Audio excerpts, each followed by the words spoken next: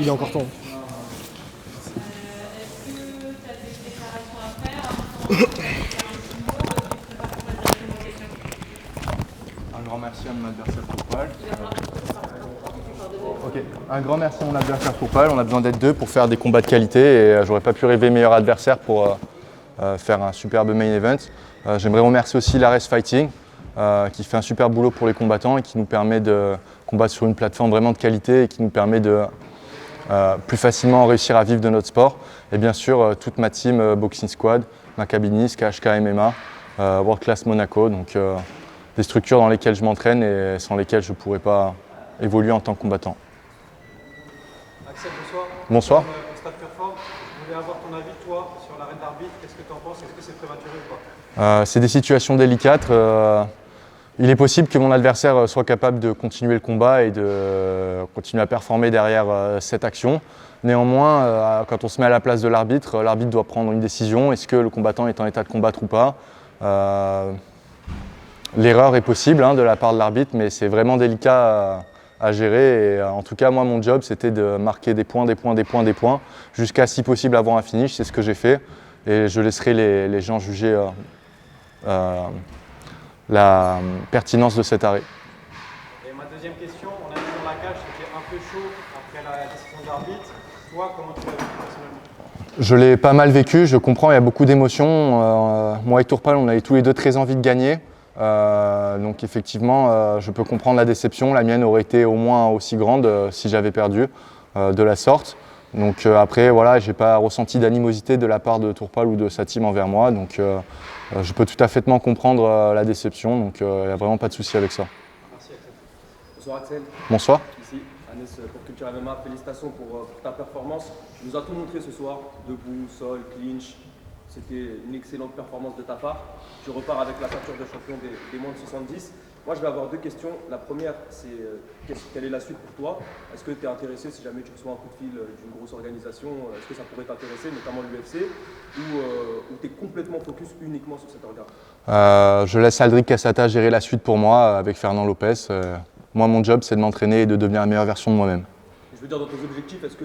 Bien évidemment que dans mes objectifs, c'est d'atteindre des organisations majeures telles que l'UFC. C'est le rêve de tous les combattants parce que c'est en allant dans des organisations de très haut niveau qu'on augmente nos chances de devenir un meilleur combattant. C'est en allant au plus dur qu'on devient plus fort. Donc bien évidemment que je veux me mettre dans la plus grande difficulté possible en allant dans ce type d'organisation. Okay. Deuxième question, Axel. Il y a un gros fléau malheureusement en France sur des combats franco-français quand on a une personne d'origine étrangère et une personne d'origine française. Tourpal en parlait juste avant, il a reçu beaucoup de commentaires haineux, des gens qui prennent parti pour toi sous prétexte que tu es originaire de France. Qu'est-ce que tu as à répondre à ce genre de commentaires? Alors je ne suis pas du tout d'accord avec ce genre de commentaires. Pour moi, Tourpal, c'est un compatriote, certes d'origine tchétchène, mais moi j'ai grandi avec des combattants d'origine tchétchène, que ce soit des lutteurs ou des combattants de MMA. J'aurais jamais atteint le niveau que j'ai aujourd'hui si j'avais pas eu la chance d'avoir ces gens-là en tant que compatriotes. Donc je suis très heureux qu'on ait accueilli des gens de cette communauté qui soient français et je le considère autant français que mon cousin ou ma sœur ou n'importe quel autre ami que je pourrais avoir. Donc je désapprouve totalement des commentaires haineux et racistes envers Tourpal sous prétexte qu'il ait des origines qui soient hors France.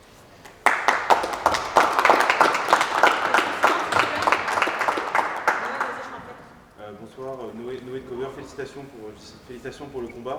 C'était un combat très serré jusqu'au finish dans le 4e round. Est-ce qu'il y a quelque chose qui t'a surpris dans ce que Tourpal a amené dans la cage? Je ne m'attendais pas à avoir du mal à sentir son timing sur ses mouvements. Dans sa manière de bouger, Tourpal, il n'est pas du genre à submerger d'informations, même s'il envoie des fausses informations, des feintes, des mouvements de buste, etc. Donc je pensais qu'il serait plus facile à lire en fait dans ses intentions. Et il y a eu 2-3 fois où j'ai été surpris parce qu'en fait, il trouvait le moment pour exploser à un moment donné où j'étais pas forcément en position pour mieux appréhender son explosion. Et du coup, j'ai un peu eu des difficultés à trouver son timing sur les débuts de match, notamment sur les phases de striking. Donc voilà. Et ton coéquipier Virgile a gagné un petit peu plus tôt dans la soirée.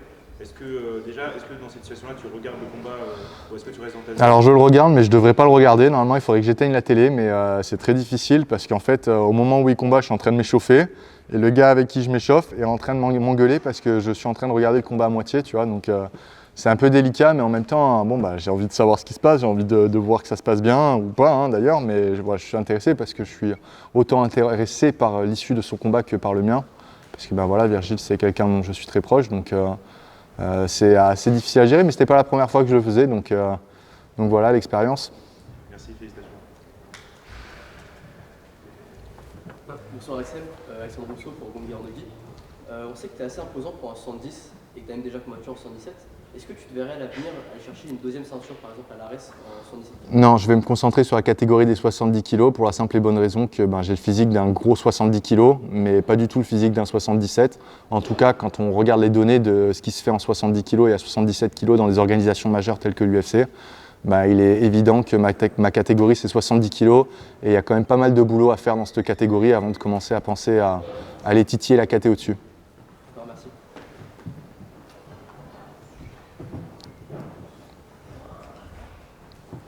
Bonsoir Axel, il y a une ceinture devant toi qui va aller bronzer à Nice comme tu l'as dit. Je rebondis sur la question par rapport à Virgile. Est-ce que tu as pu parler avec Virgile? On sait qu'il était très déçu de ne pas repartir avec la ceinture, en plus il a gagné. Est-ce que tu as pu parler avec lui de ça et de ce sujet? On en a parlé forcément à l'annonce du fait qu'il ne combattrait pas pour la ceinture, il était très déçu, mais bon, à vrai dire, la ceinture c'est bien pour les photos, mais c'est pas ça qui compte. Ce qui compte, c'est de combattre, de gagner et d'avancer dans sa carrière. Donc c'est toujours bien d'avoir la ceinture, c'est un peu un coup de projecteur qu'on te met sur toi, mais ce qui est vraiment important, c'est ton développement en tant qu'athlète et de passer les étapes de chaque combat. Et donc ce soir, Virgile avait encore une étape à passer. En face de lui, il avait un vétéran du MMA, il l'a passé brillamment, il a été en difficulté, il a surmonté la difficulté. Et c'est ça la réelle récompense de sa victoire, plus que n'importe quelle ceinture. Ça sera la dernière question pour toi, Axel. Axel, bonsoir. Je sais que tu m'as dit que c'est Aldric qui gère ta carrière, que tu ne veux pas trop qu'on parle de ça, mais est-ce que toi, à titre personnel, tu as quand même une envie de revenir d'ici combien de temps? À peu près pas de bobo déjà, j'imagine? Pas de bobo, non. Alors après, là, cette année a été assez compliquée pour moi. J'ai fait, bien que je ne combattu que 2 fois, j'ai fait quand même 5 diètes. Ça a été assez difficile pour mon corps. La diète pour ce combat-là a été plutôt intense. Donc j'ai besoin un peu de relâcher la pression et de remettre les choses à plat. Donc si je peux éviter de recombattre le mois prochain, c'est bien. Donc après, dans ce sport, je ne suis pas en position de dire je veux combattre à tel moment ou tel moment. Je suis encore sujet à saisir les opportunités quand elles se présentent. Donc mon job, ce sera d'être prêt pour la saisir si l'opportunité se présente, d'avancer dans ma carrière dans le sens où j'ai envie que ça aille. Donc voilà. Merci beaucoup et encore félicitations. Merci. Beaucoup.